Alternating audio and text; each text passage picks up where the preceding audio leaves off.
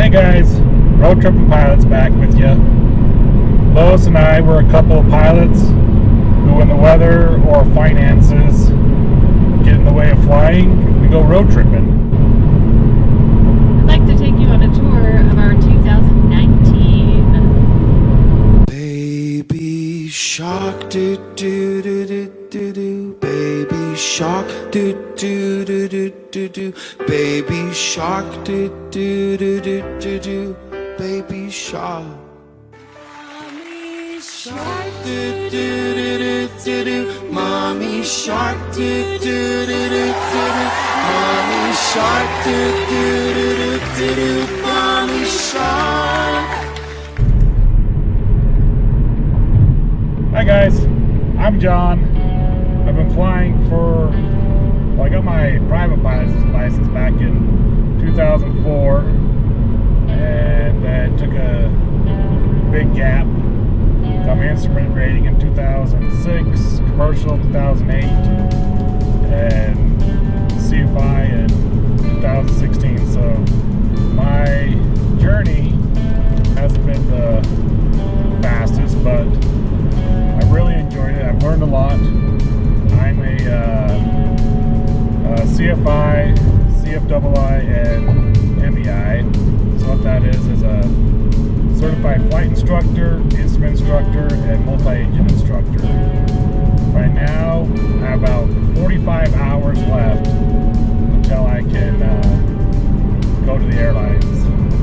I have a conditional job offer from an airline that I'm working towards, and so hopefully the next month or two I will get that 45 hours and I'll be off to the airlines.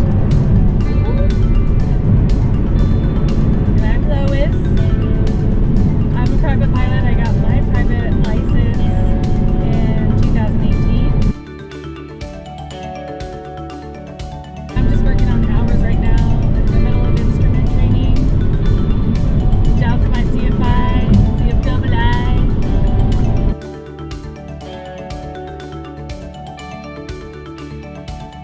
Flying takes a lot of money, so kind of have to take some pauses every now and then to regain some financial support. And while we're doing that, we can take road trips.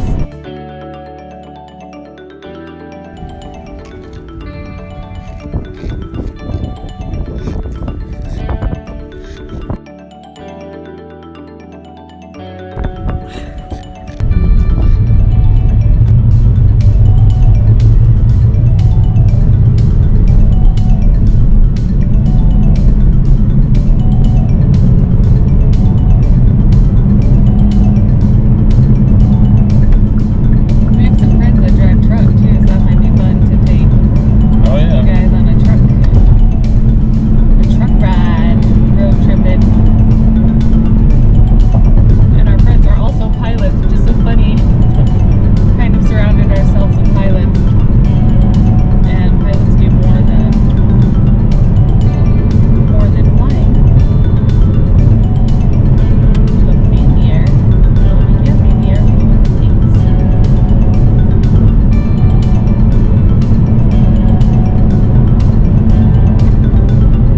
This is gorgeous. Where is this?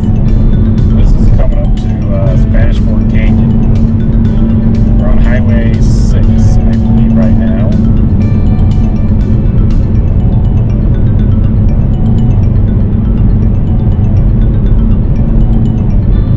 Growing up, I've had a real issue with Utah. You know, as a teenager, you don't really love it. And I think as a teenager, you don't love anywhere you are. That, or maybe that's just me, but I've really grown in the last few years to absolutely love Utah. The scenery, the accessibility. We're going to stop for some gas, then we'll be back on our way. Ooh, Champ's Chicken. Never heard of them. Me either. Who doesn't love chicken though? Let's get some gasolini.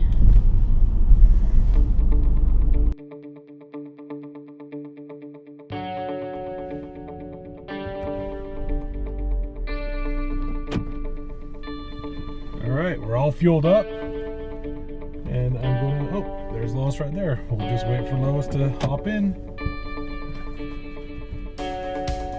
Clean the windshield for you guys. Hopefully you don't see any spots. But now we are ready to go. 418 miles till empty. No, I don't want this song! There we go.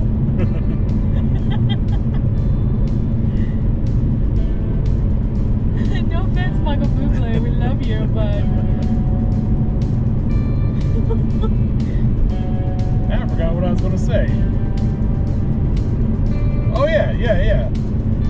So today's route, we're going to go through Spanish Fork Canyon, Highway 6 down to Ephraim, to Manti, and then to Richfield. We're going to Richfield. nice. And then we're going to come back up a different way that I've never been before, on a road that I've never been. I don't think I've ever been. Crash west of Summit. Speculative. That's okay. We're not going to go that far, I don't think. Where's Summit? I don't know. Just want to find out. And on the way, we're going to talk about our year-end review. Yep. 2019. Full of road tripping and flying. And flying, yep. And flying. We got- Quite a bit of flying. Yeah. In fact,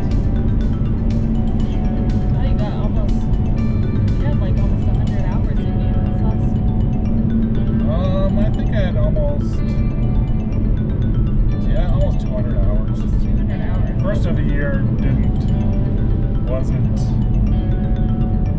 we didn't do much flying. It was probably about from August onward that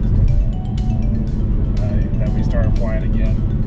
I'm a club instructor for this flying club in Salt Lake called Southwest Camel Flying Club. Pretty good club. They have a 172 Grumman Tiger and a 182. That's where I've been getting the majority of my hours now. So, Which one's your favorite to fly? 182. At some point, I hope to be able to join Southwest or we go get our own plane. Yeah, It's that's like awesome. pretty much the goal. Our next goal is to get our own plane and try to get hours that way and the rest of my training done. Yeah. Yeah. See those windmills. I love windmills.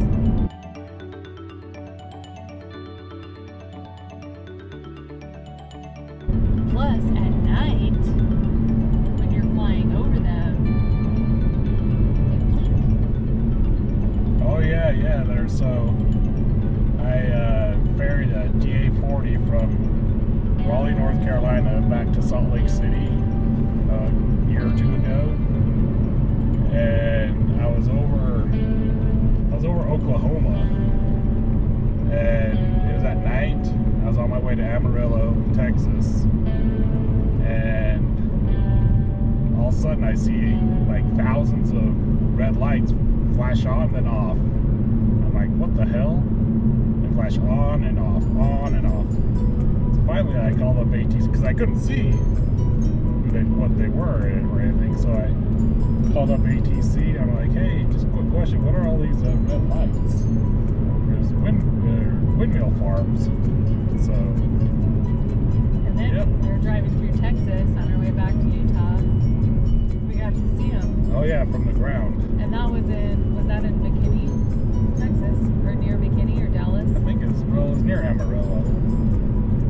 It must have been those same ones. Probably was the same ones. I don't know. They might have a lot of them, but that was awesome. It was like pitch black, even on the road. Pitch black, and all of a sudden, it seemed like a billion red lights just popped up and then off again. I was like, oh my gosh, what is that? Yeah, when I was flying over them, I thought I was like getting into some restricted military airspace or something like that. We we had no idea what they were. I wonder if they show up on sectionals. They do. They do?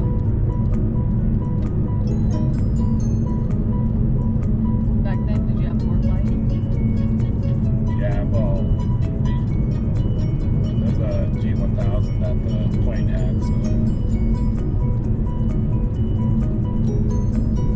Yeah, that was my first ever cross country. Our first trip together was our trip up to Billings. We drove through West Yellowstone from Salt Lake City. Hear all this stuff that you see, a bunch of wildlife and everything through Yellowstone. Oh yeah, do you remember that sign? Yeah, we saw a sign going into West Yellowstone that there was like 12 bison that have been killed on that road that we were driving on. I was kind of expecting to see some wildlife. Yeah. And we did see elk. Yeah, we did see elk. We did see a herd of elk. One time. Off in the distance. Yeah, one time. So yeah, we did this trip twice. First time, we didn't see a damn thing. Nothing. Second time, we saw that herd of elk that was like maybe 2 miles away. So maybe we weren't in the right part of Yellowstone. The right part of Montana, I guess. But yeah, we didn't see anything. Didn't see a bison. John's fun facts. I took a tour group from Salt Lake City up to Calgary and Banff, Jasper a couple years ago. Same thing. I was expecting to see a bunch of wildlife. You know, we did going to the Sun Road and all that. I was expecting to see some wildlife and stuff. Whole trip, didn't see anything. Not in Banff, not in Jasper, nowhere. I don't know. Maybe I'm just cursed. Yeah, I was gonna say like maybe I'm the curse of no wildlife, but I have a story contrary to yours. Last time I was in Banff, I was there for the elk run, and that was amazing. Basically, millions of elk, and I say millions, and I'm not exaggerating. But like, it seems like every elk in the freaking world, like Oshkosh for elk. They all come down to Calgary and Banff area. Like that entire area is just slammed with elk. So I was literally driving there with my uncle Dallin, who lives up in Calgary, and my grandma. My grandma and my cousin Levi went up there for our senior trip. So that's a long time ago. Wow. It was beautiful.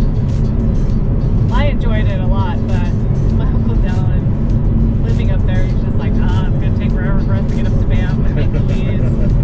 And that was really fun. That was a fun time. But yeah, ever since then though, haven't seen a lot of wildlife. Me and Lois, we just we go through these canyons, go through these places where I guess we expect to see wildlife, like even like deer. Barely. We don't see anything. We actually see more wildlife within, like a 10-mile radius of where we live. Yeah. We see more antelope, deer, Elk. yeah, than any other place that we've actually been. Now, I will say, Alaska. I've never been to Alaska, so we'll have to do that trip sometime. That one road that everyone talks about. the Alaskan Highway. Yeah. I want to do that sometime. Maybe this summer. Yeah, even in the summer they say it's pretty scary. Yeah. It's a little dangerous, but we'll try. We'll go as far as we can go. Our little Bluey. Little Bluey can do it. Oh, she can do anything. I know. Oh my gosh, so we'll talk about that too. Oh yeah, so while we were in Billings, we decided to take a side trip to Mount Rushmore. And so, I've never been to Mount Rushmore, Lois had never been there, so we just took a weekend trip to Mount Rushmore, and it started snowing.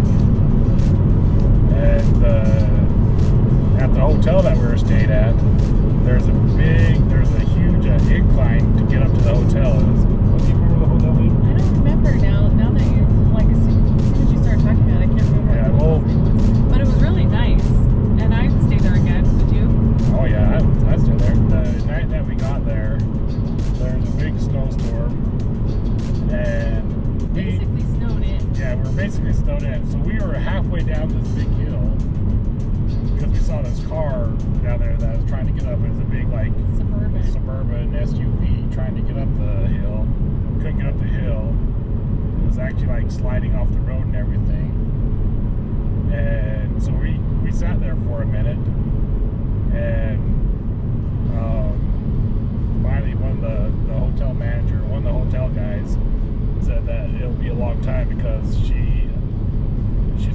the lady inside was afraid to get out of her car. Well, there was a cliff on one side, Yeah. and she was real close to that side. Yeah, so she was afraid to get out of her car to let anybody else try to get her up the hill.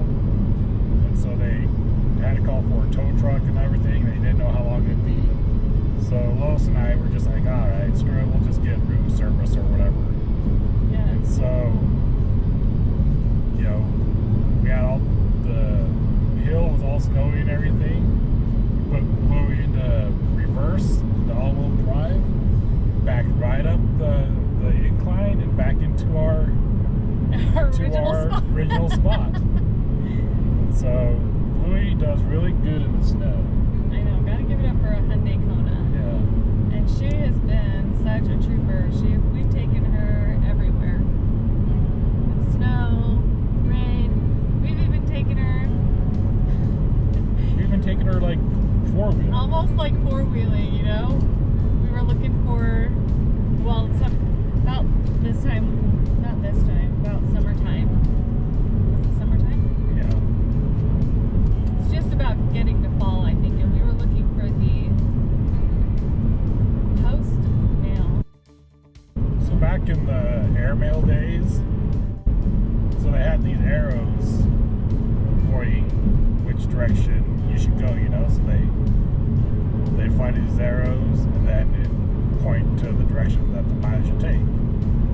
So there's a few arrows around Salt Lake that we tried to get to. They're usually up in like the mountain. They're just a cement arrow with, and then A beacon. they had a beacon, like a lighted beacon on top so they could see them at night. So they used these back in the 20s and 30s, I guess, for navigation. So we went up to try and find it, but one of them was like, it was like 100 degrees outside, and Lois was wearing heels. We thought that we'd be able to get it. You know, this was third time's charm, right? So we get up there, find out where it's at, and start driving up towards it. Yeah, it's basically a sand dune. And then, which Louie handled Yeah, she was handling fine. it so. There was one part where it looks like we could have made it. But we had to use the reverse camera.